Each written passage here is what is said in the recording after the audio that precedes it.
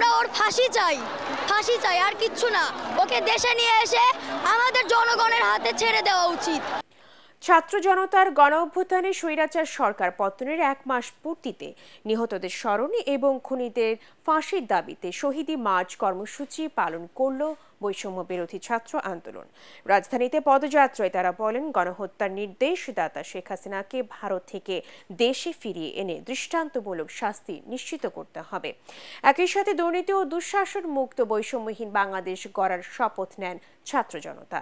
এহসানুল গনি সজল ও সেলিম রেজার ক্যামেরায় রিপোর্ট করছেন আদ্দিন সজীব।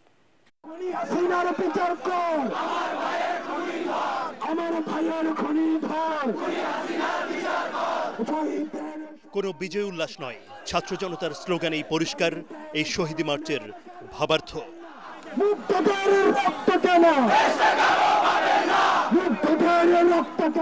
বৈষম্য বিরোধী ছাত্র আন্দোলনে যারা শহীদ হয়েছেন, যারা হাত পা চোখ হারিয়ে গুরুতর আহত অবস্থায় হাসপাতালের বিছানায় কাতরাচ্ছেন, তাদের স্মরণেই এই প্রতিবাদী কর্মসূচি। এই মার্চ এত বড় ছিল যে যা অন্তত 2 কিলোমিটারের কম নয়। ঢাকা বিশ্ববিদ্যালয়ের রাজু ভাস্কর্য থেকে শুরু হয়ে Nilkhet, New Market, Science Lab, Kalabagan, Manik Mia Avenue, Farmgate, Karwan Bazar হয়ে কেন্দ্রীয় শহীদ মিনারে গিয়ে শেষ হয়। হাসিনা সহ যারা এখনো ঘুরে বেড়াচ্ছে তাদেরকে অতি দ্রুত ধরা হোক এবং আইনের আওতায় নিয়ে আসা হোক এবং দৃষ্টান্তমূলক শাস্তি প্রদান করা হোক। খুনি হাসিনার ফাঁসি চাই আমরা, আমাদের এক দাবি, আমরা ফাঁসি চাই, আমরা ফাঁসি চাই। ওর জন্য আমাদের ভাইকে জন্য মরবে। আমরা চাইবো যেন সুষ্ঠুভাবে প্রত্যেকটা শহীদের বিচার হয় যত দ্রুত সম্ভব। মুখে কোনো আমার ভাষা নেই, তবে অনেক ভারাক্রান্ত।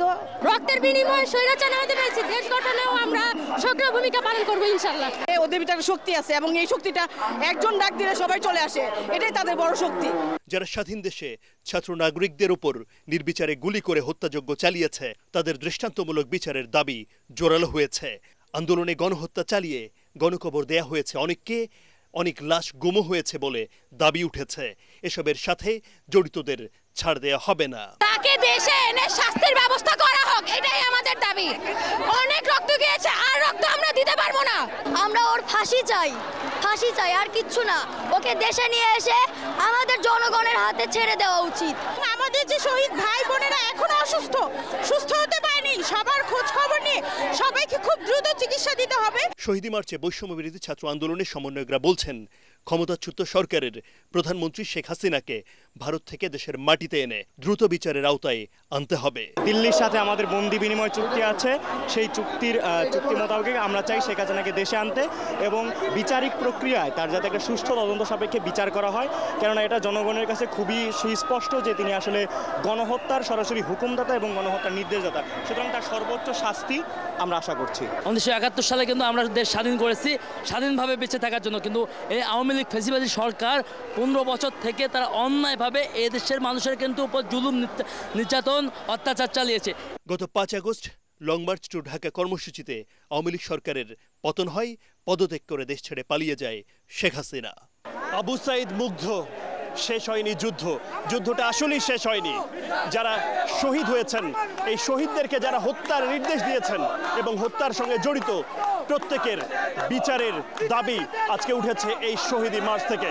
তারা বলছেন, যারা দেশের বাইরে রয়েছেন তাদেরকেও দেশের বাইরে থেকে বাংলাদেশের মাটিতে নিয়ে এসে বিচার নিশ্চিত করতে হবে এবং যতক্ষণ না পর্যন্ত এটা হচ্ছে ততক্ষণ তারা বাংলাদেশের এই রাজপথ ছাড়বে না।